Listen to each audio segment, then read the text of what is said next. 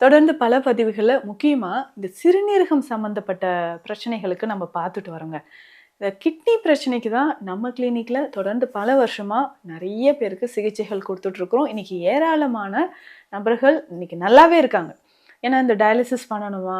இல்ல இந்த கிட்னி பிரச்சனைக்கு நெறைய பேர் வந்து கேட்குறீங்க. டாக்டர் இப்போ தான் கிரியேட்டின் லெவல் ஒரு 2 பாயிண்ட் இருக்கு. யூரியா லெவல் 60, 17 இருக்கே. இது அப்படியே விட்டுறலாமா? கொஞ்சம் டயட்லயே ரெடி பண்ணிக்கலாமா? இல்ல மெடிசின்ஸ் தேவையா? கிட்னிய பொறுத்தவரைக்கும் it's a very sensitive organ அப்படின்னு சொல்லலாம். டக்குன்னு என்ன ஆகுதுன்னா, ஒரு சிலருக்குலாம் டக்கு டக்குன்னு கோவம் வருது அப்படின்னு சொல்ற மாதிரி, கிட்னி பார்த்தீங்கன்னா, ஒன்ஸ் அது டேமேஜ் ஸ்டார்ட் ஆயிடுச்சுன்னு வச்சுக்கோங்களேன், அடுத்து 3 மாதத்துக்குள்ள சிகேடி ஸ்டேஜ் 5க்கு கொண்டு வந்து விட்டுரும். அதனால நம்ம ஹெர்ப்ஸ் எடுத்து அத கொஞ்சம் கொஞ்சமா நம்ம ரிவர்ஸ் பண்ணிக்கலாம். நெறைய பேருக்கு கிட்னி ஷ்ரிங்கேஜ் இருக்கும். இப்ப கிட்னி சுருங்குனது அவ்வளோதான் சொல்லிட்டாங்க அப்படின்லாம் உங்களுக்கு டவுட். சரி, இப்போ இந்த டயட் அப்படின்னு வரும்போது, நெறைய பேருக்கு ஒரு மனசங்கடத்தை அது குடுக்குது. டாக்டர் உப்பு இல்லாம சாப்பிடவே முடியல. இந்த உணவுலாம் எனக்கு பிடிக்கும். நான் கொஞ்சம் சாப்பிட்டுக்கலாமா? அப்படின்னு. ஏன்னா, உங்களுடைய உடல் நலன்ல கொஞ்சம் முன்னேற்றம் தெரியும்போது, நானே உங்களுக்கு சொல்றேன். இல்ல நீங்க எந்த சிகிச்சைகள் எடுத்தாலும் மருத்துவர்களே உங்களுக்கு சொல்வாங்க. இந்த டயட் இப்போ சேர்த்துக்கோங்க. இந்த உணவு முறையில எதெல்லாம் சாப்பிடலான்னு ஃபர்ஸ்ட் நான் சொல்லிடுறேன். இதெல்லாம் சாப்பிடக்கூடாதுன்னு சொன்னாலே உங்க முகம் மாறிடுது. அதனால கொஞ்சம் அட்ஜஸ்ட் பண்ணிக்கோங்க. ஏன்னா நம்ம உடல் நலம் ஆரோக்கியமாக இருக்கணும். ஏன்னா நெறைய பேர் நான் எங்ககிட்ட வந்து சொல்றீங்க, "முன்னாடியே இந்த ட்ரீட்மெண்ட்லாம் இருக்கு. உங்கள பத்தி தெரிஞ்சிருந்தா ஃபர்ஸ்ட் ஸ்டேஜ்லயே நாங்க வந்திருப்போம் மேம். இப்போ இவ்ளோ கிரிட்டிக்கல் ஆயிடுச்சு. எங்களுக்கு ரொம்ப பயமா இருக்கு. முன்னாடியே எங்களுக்கு தெரியாம போச்சே!" அப்படின்னு நெறைய பேர் இருக்கீங்க.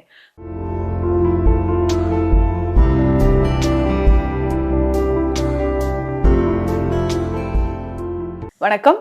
நான் டாக்டர் நித்யா, சித்தா பிசிஷியன். தொடர்ந்து பல பதிவுகள்ல முக்கியமா இந்த சிறுநீரகம் சம்பந்தப்பட்ட பிரச்சனைகளுக்கு நம்ம பார்த்துட்டு வரோங்க.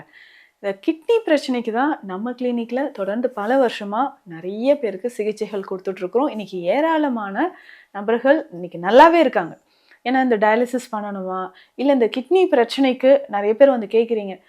டாக்டர் இப்போ தான் கிரியேட்டின் லெவல் ஒரு 2 பாயிண்ட் இருக்கு. யூரியா லெவல் 60, 17 இருக்கே. இது அப்படியே விட்டுறலாமா? கொஞ்சம் டயட்லயே ரெடி பண்ணிக்கலாமா? இல்ல மெடிசின்ஸ் தேவையா? அப்படின்னு. ஏன்னா இந்த ஸ்டேஜ்ல நீங்க இருந்தீங்கன்னா, இப்போவே மெடிசின் ஸ்டார்ட் பண்ணிடுறது ரொம்ப ரொம்ப நல்லதுங்க. ஏன்னா கிட்னிய பொறுத்தவரைக்கும் it's a very sensitive organ அப்படின்னு சொல்லலாம். டக்குன்னு என்ன ஆகுதுன்னா, ஒரு சிலருக்குலாம் டக்கு டக்குன்னு கோவம் வருது அப்படின்னு சொல்ற மாதிரி, கிட்னி பார்த்தீங்கன்னா, ஒன்ஸ் அது டேமேஜ் ஸ்டார்ட் ஆயிடுச்சுன்னு வச்சுக்கோங்களேன், அடுத்து 3 மாதத்துக்குள்ள சிகேடி ஸ்டேஜ் 5க்கு கொண்டு வந்து விட்டுரும். அதனால நம்ம ஹெர்ப்ஸ் எடுத்து அத கொஞ்சம் கொஞ்சமா நம்ம ரிவர்ஸ் பண்ணிக்கலாம். நெறைய பேருக்கு கிட்னி ஷ்ரிங்கேஜ் இருக்கும். இப்ப கிட்னி சுருங்குனது அவ்வளோதான் சொல்லிட்டாங்க அப்படின்லாம் உங்களுக்கு டவுட்டே வேண்டாம். மருந்துகள், சித்த மருந்துகள் தொடர்ந்து நீங்க எடுக்கணும். அதுல டயட் நீங்க கரெக்ட்டா ஃபாலோ பண்ணுங்க. ஸோ இப்ப இந்த கிட்னிய பொறுத்தவரைக்கும், சிறுநீரகங்களை பொறுத்தவரைக்கும் மருந்துகள் ரொம்ப முக்கியம். ஸோ மெடிசின்ஸ் சப்போர்ட் உங்களுக்கு ரொம்ப தேவைங்க.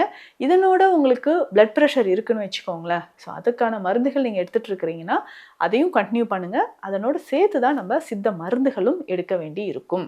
ஸோ இன்னும் ஒரு சிலர் பார்த்தீங்கன்னா, டயாலிசிஸ் பண்ணிட்டு இருக்கும்போதே நம்மகிட்ட சிகிச்சைகளும் எடுத்துட்டு இருக்கிறீங்க. அவங்களுக்கும் நல்ல முன்னேற்றம் தெரியுது. சரி, இப்போ இந்த டயட் அப்படின்னு வரும்போது, நெறைய பேருக்கு ஒரு மனசங்கடத்தை அது குடுக்குது. டாக்டர் உப்பு இல்லாம சாப்பிடவே முடியல. இந்த உணவுலாம் எனக்கு பிடிக்கும். நான் கொஞ்சம் சாப்பிட்டுக்கலாமா? அப்படின்னு. ஏன்னா, உங்களுடைய உடல் நலன்ல கொஞ்சம் முன்னேற்றம் தெரியும்போது, நானே உங்களுக்கு சொல்றேன். இல்ல நீங்க எந்த சிகிச்சைகள் எடுத்தாலும் மருத்துவர்களே உங்களுக்கு சொல்வாங்க. இந்த டயட் இப்போ சேர்த்துக்கோங்க. இது இப்ப சேர்த்துக்காதீங்க. கிட்னிய பொறுத்தவரைக்கும் நமக்கு டயட் ரொம்ப முக்கியங்க. இனிஷியலா ஒரு மெடிசின் இப்போ ஸ்டார்ட் பண்றீங்கன்னா, அது நம்ம உடல்ல ஒரு நல்ல ஒரு ரிசல்ட் குடுக்கறதுக்கு ஒரு 25லேருந்து 30 நாட்கள் டைம் எடுத்துக்கும். அந்த டைம்ல நம்ம டயட்டும் கரெக்ட்டா ஃபாலோ பண்ணும்போது, நல்ல ரிசல்ட் கிடைக்கும். அந்த கிட்னியோட பாதிப்புல கொஞ்சம் கொஞ்சமாக அது குறைந்து பாதிப்பு குறைந்து, ஒரு நல்ல முன்னேற்றம் தெரிஞ்சு, blood urea level, creatine level, முக்கியமா ஜிஎஃப்ஆர் லெவல் டெஸ்ட் பண்ணிக்கோங்க. இஜிஎஃப்ஆர் அப்படின்னு சொல்றது குளோமெருலர் ஃபில்ட்ரேஷன் ரேட் அப்படின்னு சொல்ற ஒரு விஷயம். ஸோ இதுதான் நம்மளுடைய கிட்னி எவ்வளோ பெர்சன்டேஜ் ஆரோக்கியமா ஒர்க் பண்ணுது அப்படின்றத காட்டுங்க. அதனால அதையும் நீங்க செக் பண்ணி எடுத்துக்கோங்க. இப்ப என்ன உணவு சாப்பிடலாம், சாப்பிடக்கூடாது? இந்த டவுட் தான் எக்கச்சக்கமான நபர்களுக்கு இருக்கு. ஏன்னா நம்மகிட்ட மெடிசின் வாங்கிட்டு போறீங்க. ஒரு 2 டேஸ்ல திரும்ப கால் பண்றீங்க. இது எனக்கு சாப்பிடலாமா? இன்னைக்கு எங்க வீட்ல இந்த குழம்பு வச்சிருக்காங்க. இது கொஞ்சோண்டு நான் எடுத்துக்கலாமா? இல்ல நான் கல்யாணத்துக்கு போறேன். இது சாப்பிடலாமா? இன்னைக்கு ஒரு நாள் இந்த ஒரு மருந்த மட்டும் சாப்பிடாம நாளைக்கு நான் ஸ்டார்ட் பண்ணலாமா? அதாவதுங்க, நீங்க கிட்னிக்குன்னு சாதாரண தலைவலி, காய்ச்சல் இது கிடையாதுங்க. கிட்னி பொறுத்த வரைக்கும் ரொம்ப கேர்ஃபுல்லாக இருங்க. உங்களுக்கு முதல் வேலையே மெடிசன் சாப்பிட்றது, டயட் ஃபாலோ பண்ணுறது, ரெஸ்ட்டில் இருக்கிறது. இப்படி இருந்தீங்கன்னா மட்டும்தான் உங்களுக்கு ரிவர்ஸ் பண்ணி கொண்டு வர முடியும். ஒரு 30 நாளாவது இதை கரெக்டாக நீங்கள் ஃபாலோ பண்ணிக்கோங்க. அப்போ உணவு முறையில் எதெல்லாம் சாப்பிடலான்னு ஃபஸ்ட்டு நான் சொல்லிடுறேன். இதெல்லாம் சாப்பிடக்கூடாதுன்னு சொன்னாலே உங்கள் முகம் மாறிடுது. அதனால கொஞ்சம் அட்ஜஸ்ட் பண்ணிக்கோங்க. ஏன்னா நம்ம உடல் நலம் ஆரோக்கியமாக இருக்கணும். ஏன்னா நிறைய பேர் நான் எங்ககிட்ட வந்து சொல்றீங்க, முன்னாடியே இந்த ட்ரீட்மெண்ட்லாம் இருக்கு. உங்கள பத்தி தெரிஞ்சிருந்தா ஃபர்ஸ்ட் ஸ்டேஜ்லயே நாங்க வந்திருப்போம் மேம். இப்போ இவ்ளோ கிரிட்டிக்கல் ஆயிடுச்சு. எங்களுக்கு ரொம்ப பயமா இருக்கு. முன்னாடியே எங்களுக்கு தெரியாம போச்சே அப்படின்னு நெறைய பேர் இருக்கீங்க. ஸோ உங்களுக்கு கடவுளோட அருளால இங்க வந்து நீங்க ட்ரீட்மெண்ட் எடுக்க வந்துட்டீங்கன்னா, ஓகே. ஏதோ ஒரு பாசிட்டிவ் எனர்ஜி கடவுளோட அருள் நம்மள இந்த சித்த மருந்துகள் எடுக்கிறதுக்காக கூட்டிட்டு வந்து விட்டுருக்குன்னு நெனச்சுக்கோங்க. இந்த வாய்ப்பை பயன்படுத்தி சீக்கிரமா நம்ம குணமாறதுக்கான வழியை தான் பார்க்கணும். அப்படி இருக்கும்போது உணவு முறையில எதெல்லாம் சாப்பிடலாம்னு நான் சொல்லிடுறேன். ரைஸ் சாப்பிடலாமான்னு ஃபர்ஸ்ட் கொஸ்டின். சாப்பிடலாங்க. கொஞ்சமா எடுத்துக்கோங்க. ஒரு நாளைக்கு 100 கிராம்ஸ் அளவுக்கு ரைஸ் எடுத்துக்கோங்க. இந்த ரைஸே உங்களுக்கு கருப்பு கவுனியோ இல்ல சிவப்பு அரிசியோ குண்டு அரிசியோ இருந்தா பரவாயில்ல. அப்படி நீங்க சாதம் வடிச்சு எடுத்துக்கோங்க. அதுக்கப்புறம் முக்கியமாக சிறுதானியங்கள்ல திணை. இந்த திணைய அடிக்கடி நீங்க உணவுல சேர்த்துக்கணும். கஞ்சி மாதிரியோ, பொங்கல் மாதிரியோ, இல்ல புலாவ் மாதிரியோ நம்ம எடுத்துக்கலாம். அப்பப்போ நம்ம இதை எடுத்துக்கலாம். காலையிலயோ இல்ல இரவு வேளைகளையோ நம்ம எடுக்கலாங்க. அடுத்ததாக இந்த கோதுமையை பொறுத்த வரைக்கும் கோதுமை மாவு அப்படி செய்ய வேண்டாம். கோதுமை குருணையா கிடைக்குது இல்லைங்களா, அதை நீங்க பயன்படுத்திக்கோங்க. உப்மாவோ புலாவோ பொங்கலோ அதில் நம்ம செஞ்சு சாப்பிட்டுக்கலாம். காலையிலையோ மாலை வேலைகளையோ இதை நம்ம சேர்த்து சாப்பிடும்போது சிறுநீரகம் பாதிப்பு இருக்கிறவங்க தாராளமாக இதை எடுத்துக்கலாங்க. இதுக்கு அடுத்தது வேற என்ன நம்ம சிறுதானியங்களை சேர்க்கலாம் அப்படின்னு கேட்டீங்கன்னா, கேழ்வரகு நீங்க தாராளமாக சேர்த்துக்கலாம். வெள்ளை சோளம், சிறு சோளம் இருக்கு பார்த்தீங்களா, அதுவும் ஒரு நாளைக்கு ஒரு 50 கிராம் 60 கிராம் அளவுக்கு எடுத்துக்கலாங்க. இதே மாதிரி தான் நம்ம உணவும் எடுத்துக்கணும். ஸோ உப்பு ரொம்ப குறைச்சி எடுத்துக்கோங்க. பாதி அளவு உப்போ இல்லை அதுக்கும் குறைவான உப்பு அளவோ நீங்கள் பயன்படுத்துறது ரொம்ப ரொம்ப நல்லது. அதுக்கு அடுத்ததாக எண்ணெயை பொறுத்த வரைக்கும் நீங்கள் தேங்காய் எண்ணெய் பயன்படுத்தலாம்.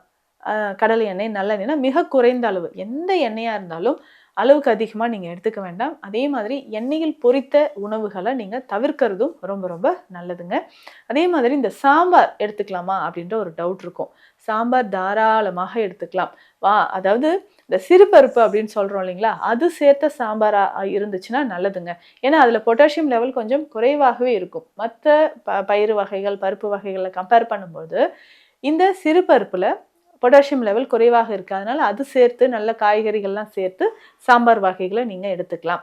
இல்லை நான் சுண்டல் வகை எடுத்துக்கலாமா அப்படின்னு கேட்டிங்கன்னா, இதுலேயுமே பச்சை பயிறு சுண்டல் உங்களுக்கு சிறந்தது. மற்றபடி கடலை வகை சுண்டல், கொண்டை கடலை, மொச்சை, இது எல்லாமே நீங்கள் தவிர்க்கிறது நல்லதுங்க. ஸோ இதில் அதிகமான புரோட்டீன் மட்டும் இல்லாமல் கொஞ்சமாக நமக்கு வந்து அந்த பொட்டாசியம் லெவல் இருக்கிறதுனால இது எல்லாமே தவிர்த்துக்கோங்க. அடுத்து முக்கியமாக இந்த பால் சார்ந்த பொருட்கள்லாம் நம்ம எடுத்துக்கலாமான்னு ஒரு டவுட் இருக்கும். மோர் மட்டும் எடுத்துக்கோங்க. பால் எடுக்கிறீங்கன்னா ஒரு நாளைக்கு ஒரு 100 ml அவ்வளோதான். ஏதாவது ஒரு வேளை நீங்கள் பயன்படுத்திக்கோங்க. அந்த மாதிரி எடுத்துக்கிறது தான் நல்லது. காஃபி டீயை கட்டாயம் அவாய்ட் பண்ணிக்கோங்க. இல்லைங்க அந்த காஃபி டீ வேணும் அப்படின்னு கேட்டிங்கன்னா, நீங்கள் ஹெர்பல் டீயோ இல்லை கருப்பட்டி காப்பி அந்த மாதிரி நீங்கள் பயன்படுத்திக்கலாம். இதில் முக்கியமாக ஃப்ரூட்ஸை பொறுத்த வரைக்கும் நம்ம என்னென்ன சாப்பிடலாம் அப்படின்னு கேட்டிங்கன்னா, பப்பாளி சிறந்தது, கொய்யா, அன்னாச்சி பழம், ஆப்பிள்னா பாதி ஆப்பிள் அளவுக்கு நீங்கள் எடுத்துக்கலாம். பேரிக்காய் எடுத்துக்கலாம். இந்த மாதிரி நம்ம நாட்டு பழங்கள், நாவல் பழம்லாம் கிடைச்சா தாராளமாக எடுத்துக்கலாம். தர்பூசணி, முலாம் பழம், இது எல்லாமே நீங்கள் எடுத்துக்கலாங்க. அதுக்கப்புறம் வெஜிடபிள்ஸை பொறுத்த வரைக்கும் கிழங்கு வகைகளை கட்டாயம் தவிர்த்துக்கோங்க. மெயினாக உருளைக்கிழங்கு தவிர்க்க வேண்டும். அதிகமாக தக்காளி பயன்படுத்துறதையும் தவிர்க்கணும். கட்டாயம் புளி சேர்த்து சமைச்சு சாப்பிட்றத குறைச்சிக்கோங்க. அசைவ உணவுகள் எதுவுமே எடுக்க வேண்டாம். டாக்டர் முட்டை எடுத்துக்கலாமா, சிக்கன் மட்டும் எடுத்துக்கலாமா, ஃபிஷ் எடுத்துக்கலாமா அப்படின்னு கேட்குறீங்க. ரெட் மீட் டோட்டலாக அவாய்ட் பண்ணுங்கள். உங்களுடைய கண்டிஷனை பொறுத்து மருத்துவர்கள் உங்களுக்கு சொல்லுவாங்க, இந்த நான்வெஜ் நீங்கள் இந்த டைமில் இந்த அளவு எடுத்துக்கோங்க அப்படின்ட்டு. ஸோ அந்த மாதிரி தான் நானும் உங்களுக்கு சொல்வேன். ஸோ உங்களுடைய ரிப்போர்ட்ஸ் என்ன சொல்லுது, ஹெல்த் கண்டிஷன் எப்படி இருக்குது, அதிகமான கால் வீக்கம் இருக்கா, நிறையா யூரின் போகிறீங்களா, அதெல்லாம் பார்த்து சொல்வேன். கீரைகளை தவிர்த்துக்கோங்க. கீரை வகைகள் இப்போதைக்கு எடுக்க வேண்டாம். அப்படியே கீரைகள் எடுக்கணும்னா மூக்கிரட்டையும் வெந்தயக்கீரையை மட்டும் நம்ம பயன்படுத்திக்கலாம். ஸோ உணவு முறைகளை இதுதான் ரொம்ப முக்கியம். காலை நேரத்தில் கொஞ்சமாக பார்லி சேர்த்து சாப்பிட்டுக்கோங்க. ஸோ பார்லி கஞ்சியாக நம்ம பயன்படுத்தலாம். இந்த மாதிரி கஞ்சி வகைகள் எளிதில் ஜீரணமாகக்கூடிய உணவுகளை நீங்கள் பயன்படுத்தும் போது சிறுநீரக பிரச்சனைகள் எதுவாக இருந்தாலும் கொடுக்கக்கூடிய மருந்துகளோடு இந்த டயட்டை நீங்கள் ஃபாலோ பண்ணிட்டு வாங்களேன், உங்களுக்கு நல்ல ரிசல்ட் கூடிய விரைவில் கிடைக்குங்க. இந்த மாதிரி சிறுநீரக பிரச்சனைகளுக்கு மருத்துவ ஆலோசனைகள் தேவைப்பட்டால் ஸ்க்ரீனில் இருக்கிற நம்பருக்கு காண்டாக்ட் பண்ணுங்கள். நன்றி.